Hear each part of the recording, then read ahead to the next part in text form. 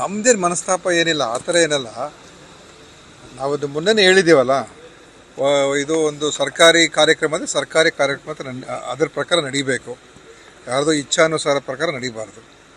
ಅದಕ್ಕೋಸ್ಕರ ನಾವು ಆ ಥರ ಮಾತಾಡೋದೇ ಹೊರತು ಇದೇನು ಮನಸ್ತಾಪಗಳು, ಇದೇನು ವೈಯಕ್ತಿಕ ಕಾರಣಗಳೇನು ಇರೋದಿಲ್ಲ ತಾನೆ. ಇದೇನು ನಮ್ಮ ಮನೆಯ, ನಮ್ಮ ಆಸ್ತಿ ಅಥವಾ ನಮ್ಮ ಒಂದು ಹಣದ, ನಮ್ಮ ವಿಚಾರ ಏನಲ್ಲ ತಾನೆ. ವೈಯಕ್ತಿಕ ವಿಚಾರ ಏನೂ ಇಲ್ಲ.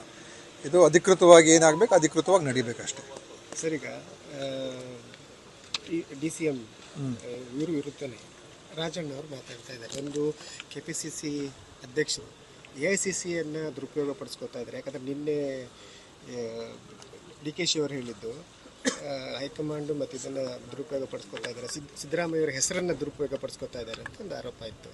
ಅದಕ್ಕೆ ರಾಜಣ್ಣ ಹೇಳ್ತಾ ಇರುವಂಥದ್ದು, ಈಗ ಹೈಕಮಾಂಡ್ ಹೆಸರನ್ನು ಮತ್ತು AICCಯನ್ನು ದುರುಪಯೋಗ ಪಡಿಸ್ತಾ ಇರೋದು DK ಶಿವಕುಮಾರ್ ಅಂತ.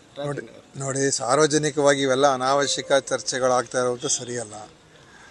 ಈ ಥರ ಹೇಳಿಕೆಗಳು ಕೊಟ್ಟು ಏನು ಪ್ರಯೋಜನವೂ ಕೂಡ ಇಲ್ಲ.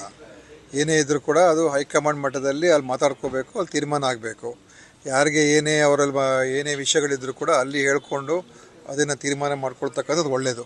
ಸುಮ್ಮನೆ ಇದು ಹೊರಗಡೆ ಹೇಳ್ಕೊಳ್ಳೋದ್ರಿಂದ ಅದು ನಮ್ಮ ಪಕ್ಷಕ್ಕೂ ಒಳ್ಳೆಯದಲ್ಲ, ಮತ್ತು ಈ ಥರ ಒಂದು ಹೇಳಿಕೆಗಳಿಂದ ಅವ್ರು ಯಾರಿಗೂ ಪ್ರಯೋಜನ ಆಗೋದಿಲ್ಲ. ಸೊ ನನ್ನ ಅಭಿಪ್ರಾಯ, ಈ ಥರ ಹೇಳಿಕೆಗಳು ಕೊಡೋದನ್ನು ನಿಲ್ಲಿಸ್ಬೇಕು. ಈಗಾಗಲೇ ನಮ್ಮ ಆಲ್ ಇಂಡಿಯಾ ಅಧ್ಯಕ್ಷರು ಹೇಳಿದ್ದಾರೆ, ಯಾರೇ ಆಗಿರಲಿ ಈ ಥರ ಹೇಳಿಕೆಗಳೆಲ್ಲ ಕೊಡಬೇಡಿ ಅಂತ. ಅದನ್ನು ಕೇಳ್ಕೊಂಡಾದರೂ ಸ್ವಲ್ಪ ಶಿಸ್ತಿನಿಂದ ಇರಬೇಕಾಗ್ತದೆ ಎಲ್ಲರೂ. ಅಲ್ಲ, ಈಗಾಗಲೇ ಹೋಗ್ಕೊಂಡು ಮಾತಾಡಿದ್ದೀನಿ, ನಾನು ಏನು ಮಾತಾಡಬೇಕು ಅದನ್ನು ಮಾತಾಡಿದ್ದೀನಿ. DK ಶಿವಕುಮಾರ್ ಅವರ ವಿರುದ್ಧ ಏನು ಹೇಳಬೇಕು ಅದನ್ನು ಹೇಳಿದ್ದೀನಿ. ಆದರೆ ನನಗೆ KPCC ಅಧ್ಯಕ್ಷ ಸ್ಥಾನ ಕೊಟ್ಟು ಅದನ್ನು ನಿಭಾಯಿಸ್ತೀನಿ ಅಂತ ರಾಜಣ್ಣ ಹೇಳಿದ್ದೀನಿ. ಅದು ಓಕೆ, ಅದು ಅವ್ರಿಗೆ ಆಸೆ ಇದ್ದರೆ ಅದರಲ್ಲ ಏನು ತಪ್ಪೇನಿಲ್ಲ. ಅದೆಲ್ಲ ಅಂತಿಮವಾಗಿ ಪಕ್ಷ ಏನು ತೀರ್ಮಾನ ಮಾಡುತ್ತೆ ಎಲ್ಲರೂ ಒಪ್ಕೊಳ್ತಾರೆ. ಅದು ಯಾರೇ ಆಗಿರ್ಬೋದು, ಏನೇ ಆಗಿರ್ಬೋದು, ಎಲ್ಲರೂ ಒಪ್ಕೊಳ್ಳೇಬೇಕಾಗ್ತದೆ, ಒಪ್ಕೊಳ್ತೀವಿ. ಇದರ ಬಹಿರಂಗ ಚರ್ಚೆಯ ಅವಶ್ಯಕತೆ ಇಲ್ಲ ಅಂತ ನನ್ನ ಅಭಿಪ್ರಾಯ. ಸರ್, ಮತ್ತು ಜಿಲ್ಲೆಯಲ್ಲಿ ಅಕ್ರಮ ಮರಳುಗಾರಿಕೆಯು ಜಾಸ್ತಿ ಆಗ್ತಾ ಇದೆ.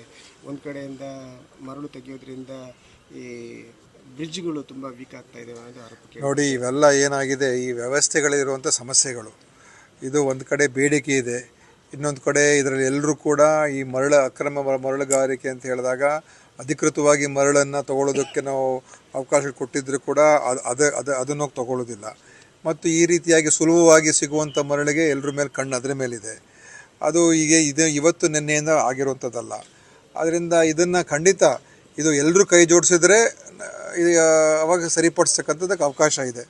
ಅದು ನಮ್ಮ ಇಲಾಖೆಯವ್ರು ಇವತ್ತು ಕೂಡ ಮಾತಾಡ್ತೀನಿ ಮೀಟಿಂಗಲ್ಲಿ, KDPಯಲ್ಲೂ ಕೂಡ ಏನು ಮಾಡ್ಬೋದು, ಹೇಗೆ ಮಾಡ್ಬೋದು ಅಂತ.